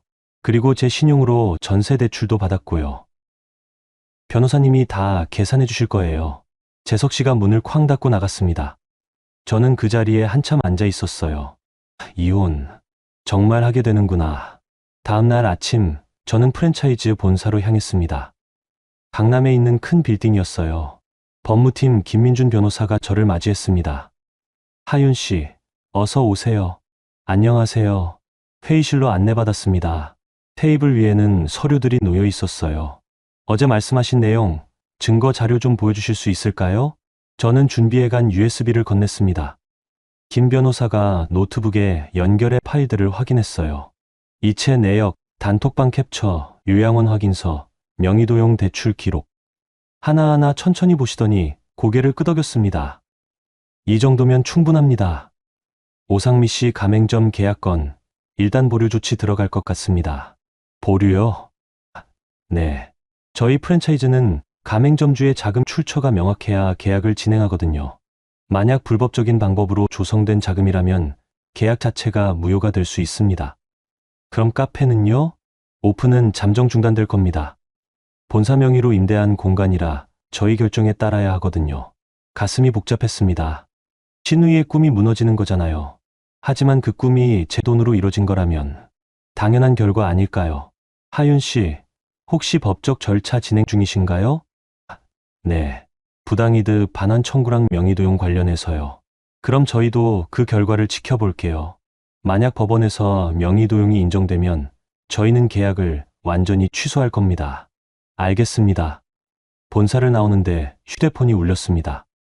회사 팀장님이었어요. 하윤 씨, 지금 어디예요? 개인 일정 중인데요. 무슨 일이세요? 회사 좀 들러줄 수 있어요? 얘기할 게 있어서. 네. 불안한 마음으로 회사로 향했습니다. 혹시 지난번 로비 소동 때문에 징계라도 받는 걸까요? 팀장님 자리로 가니 팀장님이 자리를 권했습니다. 하윤 씨, 앉아요.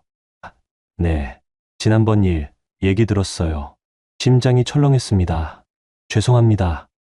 개인 일로 회사의 피해를. 아니요. 그게 아니라. 팀장님이 말을 이었습니다. 어제 하윤 씨 시누이분이 회사로 전화했어요. 하윤 씨가 거짓말쟁이라고, 착한 척하지만 실은 가족을 괴롭힌다고. 그래서 제가 물어봤죠. 구체적으로 뭐가 거짓말이냐고. 그랬더니 요양원비를 끊었다는 둥, 명의도용이라고 누명 씌웠다는 둥 하더라고요. 저는 아무 말도 할 수 없었습니다. 그래서 제가 증거 있냐고 물어봤어요. 그랬더니 전화 끊더군요. 하윤 씨, 진실이 뭐예요? 저는 깊게 숨을 쉬고 처음부터 설명했습니다. 요양원비 명목으로 보낸 돈, 실제로는 쓰이지 않은 것, 명의도용 대출, 카페 자금으로 흘러간 돈, 그리고 어제 오픈식에서 증거를 공개한 것까지. 팀장님은 조용히 듣고 계셨어요. 이야기를 다 마치자 팀장님이 말씀하셨습니다. 증거 있어요? 네. 저는 USB를 꺼냈습니다. 팀장님이 확인하시더니 고개를 끄덕였어요. 하윤 씨, 고생 많았겠어요. 로비 소동도 하윤 씨 잘못이 아니었네요. 오히려 피해자였고 눈물이 날 것 같았습니다. 그동안 오해받았을 텐데 미안해요. 앞으로 회사 내에서 이런 일 없도록 제가 조치할게요. 감사합니다. 그리고 하윤 씨, 잘 싸워요. 당당하게. 팀장님의 말에 힘이 났습니다. 회사에서만큼은 진실이 알려진 거니까요. 그날 저녁 집에 돌아오니 시어머니가 앞에 서 있었습니다. 어머님. 시어머니의 얼굴이 많이 늙어 보였어요. 어제까지만 해도 당당하던 분이 초라해 보였습니다. 하윤아, 우리 얘기 좀 하자. 들어오세요. 거실로 모셨습니다. 시어머니는 소파에 앉으셨어요. 하윤아, 미안하다. 내가 너무 욕심이 컸어. 내 월급을 우리 것처럼 생각한 것도, 상미한테 쓴 것도 다 내가 잘못했어. 뒤늦은 사과였습니다. 하지만 진심으로 들리지 않았어요. 그래서 어쩌시려고요? 다시 생각해 줄 수 없겠니? 우리 재석이랑 이혼하지 말고. 역시나 사과가 목적이 아니었구나. 못해요, 어머님. 하윤아, 제발. 재석이가 너 없으면 어떡하니? 그건 재석 씨가 생각할 문제예요. 하윤아. 어머님, 1년 동안 저를 공돈이라고 부르셨잖아요. 그게 얼마나 상처가 됐는지 아세요? 시어머니가 고개를 숙였습니다. 그건 그냥 말 실수였어. 실수가 아니었어요. 진심이었죠. 어머님은 저를 며느리가 아니라 지갑으로 봤어요. 제 월급을 당연한 권리처럼 여기셨고요. 하윤아, 내가 잘못 생각했어. 앞으로 안 그럴게. 믿을 수 없어요. 시어머니가 일어났습니다. 그래, 알았어. 네가 그렇게 나온다면 나도 할 수 없지. 하지만 재산 분할이랑 위자료는 기대하지 마. 우리 쪽 변호사도 있으니까. 저는 쓴웃음을 지었습니다. 사과하러 왔다면서 결국 협박이었구나. 변호사님께 맡기겠습니다. 시어머니가 문을 쾅 닫고 나갔습니다. 저는 그 자리에 주저앉았어요. 온몸에서 힘이 빠졌습니다. 휴대폰을 꺼내 백도윤 변호사님께 전화를 걸었습니다. 변호사님, 저예요. 하윤 씨, 무슨 일이에요? 이혼 조정 신청하고 싶어요. 빨리요. 알겠습니다. 내일 서류 준비해 드릴게요. 전화를 끊고 창밖을 봤습니다. 해가 지고 있었어요. 긴 싸움이 시작됐습니다. 하지만 저는 이길 겁니다. 증거도 있고 진실도 제 편이니까요. 그날 밤 저는 노트북을 켜고 지난 몇 달간의 일을 정리했습니다. 타임라인, 증거, 금액, 모든 걸 엑셀 파일로 만들었어요. 새벽까지 작업했습니다. 완성된 파일을 보니 뿌듯했어요. 이제 법정에서 만나겠습니다. 감정이 아니라 증거로. 창밖으로 동이 트고 있었습니다. 시퀀스 8 6천만 7천자. 한 달 뒤 가정법원 조정실이었습니다. 저는 백도윤 변호사님과 함께 앉아 있었고 맞은편에는 재석 씨와 재석 씨 쭉 변호사가 앉아 있었어요. 조정위원이 서류를 정리하며 말했습니다. 양측 주장 다 들었습니다. 먼저 재산 분할 건부터 정리하죠. 재석 씨 변호사가 말했습니다. 전세 아파트는 남편 명의고 남편 소득으로 전세금을 마련했습니다. 따라서 아내 측 분할 청구권은 없다고 봅니다. 백도윤 변호사님이 서류를 꺼냈어요. 아닙니다. 전세 대출은 아내 신용으로 받았고 생활비는 대부분 아내의 월급에서 지출됐습니다. 이 통장 내역 보시죠. 조정위원이 서류를 검토했습니다. 생활비 지출이 대부분 아내의 계좌에서 나갔네요. 그리고 아내는 결혼 생활 중 남편 측 가족에게 총 1980만 원을 송금했습니다. 이 중 실제 의료비로 쓰인 건 360만 원 정도고 나머지는 다른 용도로 사용됐습니다. 재석 씨가 버럭 소리쳤습니다. 그건 자발적으로 준 거잖아요. 조정위원이 손을 들었습니다. 잠깐요. 진정하시고 증거 자료 좀 볼게요. 백 변호사님이 요양원 확인서, 단톡방 캡처, 이체 내역을 제출했어요. 조정위원이 한참을 보시더니 고개를 끄덕였습니다. 요양원비 명목이었는데 실제로는 요양원에 계시지 않았다. 이건 사기적 편취로 볼 수 있겠네요. 그래서 부당이득 반환 청구를 병행하고 있습니다. 재석 씨 변호사가 말했습니다. 하지만 부부간 금전거래는 증여로 추정됩니다. 증여가 아닙니다. 명백한 사기예요. 거짓말로 돈을 받아낸 겁니다. 조정위원이 정리했습니다. 일단 재산 분할은 아내 측에 일정 부분 인정하는 게 맞을 것 같습니다. 그리고 위자료 건은 어떻습니까? 백 변호사님이 또 서류를 꺼냈어요. 남편은 아내 명의로 무단대출을 시행했습니다. 300만 원. 이건 명의도용입니다. 잠깐만요. 재석 씨가 일어났습니다. 그건 급하게 필요해서 잠깐 빌린 거예요. 나중에 갚으려고 했고요. 조정위원이 말했습니다. 앉으세요. 배우자 동의 없이 명의를 사용한 건 맞습니까? 네. 그럼 명의도용이 맞네요. 재석 씨가 할 말을 잃고 앉았습니다. 백 변호사님이 계속 말씀하셨어요. 그리고 이건 휴대폰 본인 인증 내역입니다. 대출 시행 시각에 아내는 회사에 있었고 휴대폰은 시댁에서 인증됐습니다. 남편이 아내의 휴대폰을 가지고 가서 무단으로 사용한 겁니다. 조정위원이 서류를 보며 고개를 끄덕였어요. 이 정도면 위자료 청구가 인정될 수 있겠습니다. 재석 씨 변호사가 말했습니다. 위자료 금액은 과도하지 않아야 합니다. 3천만 원 청구합니다. 3천만 원이요? 명의도용으로 인한 신용 훼손 위험, 회사 로비에서 공개적으로 모욕당한 것, 1년 동안의 정신적 고통, 충분히 타당한 금액입니다. 조정위원이 양측을 받습니다. 일단 오늘은 여기까지 하고 다음 조정기일에 구체적인 금액 조율하겠습니다. 조정이 끝나고 복도로 나왔습니다. 재석 씨가 뒤따라왔어요. 하윤아, 저는 돌아보지 않았습니다. 제발 한 번만 더 생각해봐. 우리 정말 이렇게 끝나야 해. 네, 하윤아, 재석 씨, 이제 변호사님들끼리 얘기하세요. 저는 더 이상 당신이랑 할 말 없어요. 그 말을 남기고 백 변호사님과 함께 법원을 나왔습니다. 잘하셨어요, 하윤 씨. 감사합니다, 변호사님. 다음 조정 때 합의 이끌어낼 수 있을 것 같아요. 상대 측도 이기기 힘들다는 거 알 테니까요. 일주일 뒤 프랜차이즈 본사에서 연락이 왔습니다. 신우이의 가맹 계약이 공식적으로 취소됐다고요. 자금 출처 문제로. 신우이한테서 문자가 왔습니다. 새언니 때문에 제 꿈이 무너졌어요. 행복하세요? 저는 답장을 보냈습니다. 제 돈으로 꾼 꿈은 아가씨 꿈이 아니에요. 답장은 없었습니다. 한 달 뒤 부당이득 반환 소송 1심 판결이 나왔습니다. 1620만 원 중 1400만 원 인정. 시어머니와 재석 씨가 공동으로 갚으라는 판결이었어요. 시어머니한테서 전화가 왔지만 받지 않았습니다. 변호사님께 맡겼죠. 그리고 또 한 달 뒤 이혼 조정이 타결됐습니다. 재산 분할 전세금 중 40% 저에게, 위자료 2천만 원, 명의도용 대출 300만 원 재석 씨가 전액 상환. 재석 씨는 끝까지 억울하다는 표정이었지만 결국 도장을 찍었어요. 조정두서를 받아들고 법원을 나오는데 햇살이 눈부셨습니다. 5월 초였어요. 바람이 따뜻했습니다. 백도윤 변호사님이 악수를 청했어요. 하윤 씨, 수고 많으셨어요. 변호사님 덕분입니다. 정말 감사해요. 아니에요. 하윤 씨가 증거를 잘 모으셨으니까 가능했던 거예요. 그래도 앞으로 행복하세요. 하윤 씨 충분히 자격 있어요. 백 변호사님과 헤어지고 혼자 걸었습니다. 법원 근처 카페에 들어가 아메리카노를 주문했어요. 창밖을 바라보며 생각했습니다. 정말 끝났구나. 4년간의 결혼 생활이. 슬픈가요? 묻는다면 잘 모르겠어요. 슬픔보다는 홀가분함이 더 컸습니다. 더 이상 거짓말하는 사람과 살지 않아도 되니까요.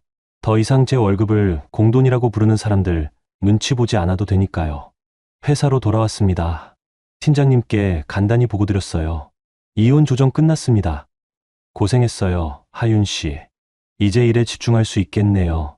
네, 팀장님. 그날 저녁 저는 새로운 원룸을 계약했습니다.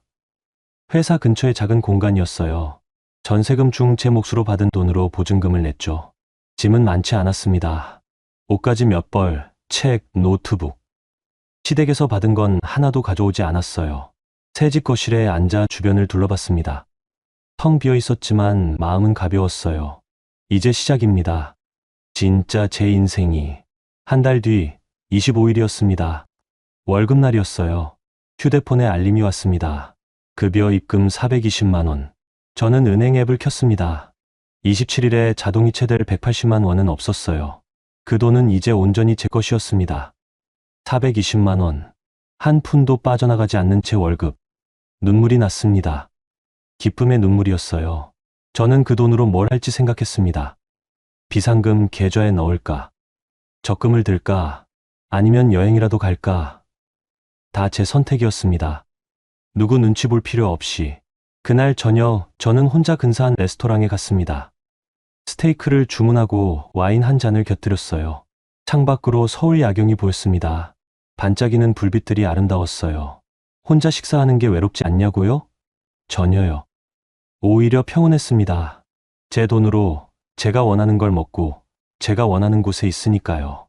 식사를 마치고 집으로 돌아오는 길, 재석 씨한테서 마지막 문자가 왔습니다. 하윤아, 그동안 미안했어. 잘 살아. 저는 답장하지 않았습니다. 그냥 문자를 삭제했어요. 이제 정말 끝입니다. 집에 도착해 샤워를 하고 침대에 누웠습니다. 천장을 바라보며 생각했어요. 지난 1년 반, 속고, 배신당하고, 싸우고, 이기고, 참 많은 일이 있었습니다. 하지만 후회는 없었어요. 오히려 배운 게 많았습니다. 착하게만 살면 안 된다는 것. 부당한 일에는 맞서야 한다는 것. 증거가 곧 힘이라는 것. 그리고 가장 중요한 것. 저 자신을 지키는 건 결국 저밖에 없다는 것. 휴대폰을 확인하니 은행 앱 알림이 또 왔습니다. 적금 만기 1200만 원. 회사 다니면서 꾸준히 모은 적금이었어요. 시댁에는 말하지 않았던 비상금 계좌. 그 돈이 있었기에 버틸 수 있었습니다. 새집 계약금도 낼 수 있었고요. 저는 미소를 지었습니다. 미래의 나를 위해 준비했던 과거에 내가 고마웠어요. 이제 또 미래를 준비해야겠죠. 5년 뒤, 10년 뒤의 저를 위해서 창밖으로 달이 떠 있었습니다. 둥근 보름달이었어요. 저는 눈을 감았습니다. 내일도 출근해야 하니까요. 하지만 이제는 다릅니다. 제 월급을 온전히 제가 쓸 수 있으니까요.